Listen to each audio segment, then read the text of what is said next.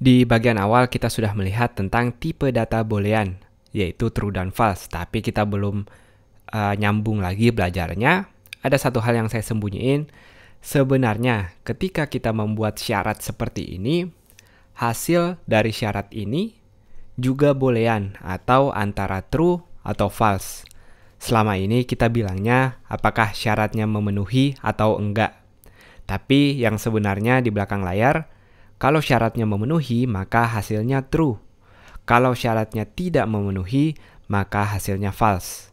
Nah, jadi syarat ini sebenarnya kalau dia true, if syarat sama dengan true, maka dia akan masuk seperti yang kita lihat ke blok kode ini, tapi kalau tidak akan masuk ke else. Jadi sekali lagi, meskipun tidak kita lihat langsung, sebenarnya tipe data yang dihasilkan adalah boolean.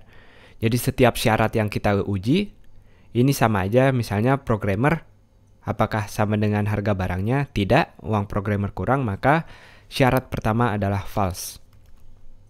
Dan kita masuk ke syarat yang kedua di sini. Apakah uang desainer sama dengan barang? Benar, maka dia true. Nah, hasil dari false atau true, hasilnya true.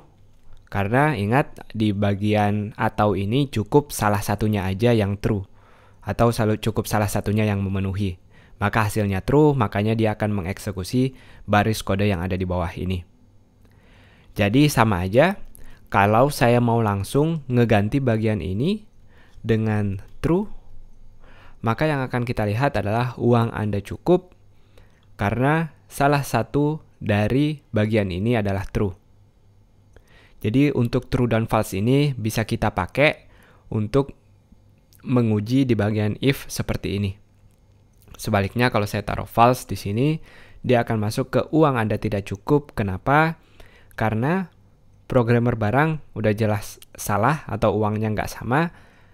Apalagi kita tambah false karena hasil dari false atau false ini juga akan menghasilkan false karena dua-duanya salah. Nah, di sini ada yang menarik. Kalau di bagian dan, kita akan lihat apa hasilnya. Hasilnya juga uang Anda tidak cukup. Kenapa? Tentu karena dua-duanya udah jelas. Programmer, uangnya gak cukup untuk beli barang, dan syarat kedua otomatis kita bikin false atau kita bikin salah. Sementara di bagian dan cukup salah satunya aja, kalau udah false maka dia otomatis akan masuk ke bagian else ini. Jadi itu dia tentang false dan true. Kita bikin lebih simpel lagi untuk memahami true dan false ini. Kita bisa langsung naruh kode seperti ini. Kalau dia true, maka dia akan masuk ke uang Anda cukup. Jadi memang true ini adalah dasar atau hasil yang ingin kita lihat dari syarat, mau itu syaratnya cuma satu atau lebih. Selama dia true, dia akan masuk ke baris kode ini. Tapi kalau dia false, maka dia akan otomatis masuk ke baris kode else ini. Jadi sebanyak apapun nanti kode yang kita tulis di sini untuk syaratnya, kita harus langsung melihat apakah dia true atau false. Kalau true, maka dia akan masuk ke sini. Kalau false, akan masuk ke bagian berikutnya. Kita bisa langsung bandingin. Misalnya saya punya variabel x tadi yang nilainya true.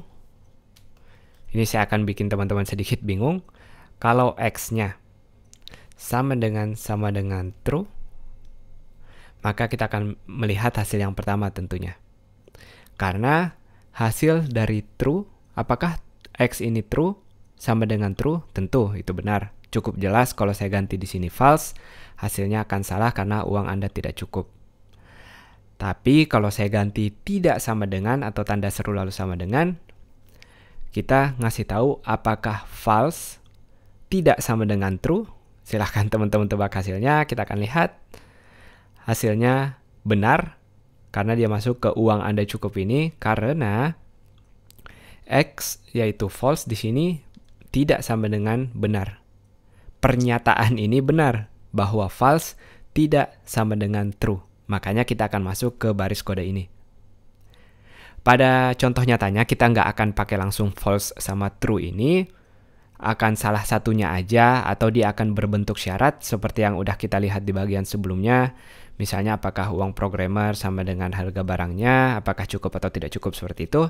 Tapi dari hasil ini dia sebenarnya menghasilkan true ataupun false. Itu aja, semoga teman-teman pusing, jadi bisa explore lagi. Silahkan dicoba-coba bikin kasus yang menarik agar teman-teman bisa main-main dengan if, else, dan juga tentang true dan juga false. Sampai jumpa.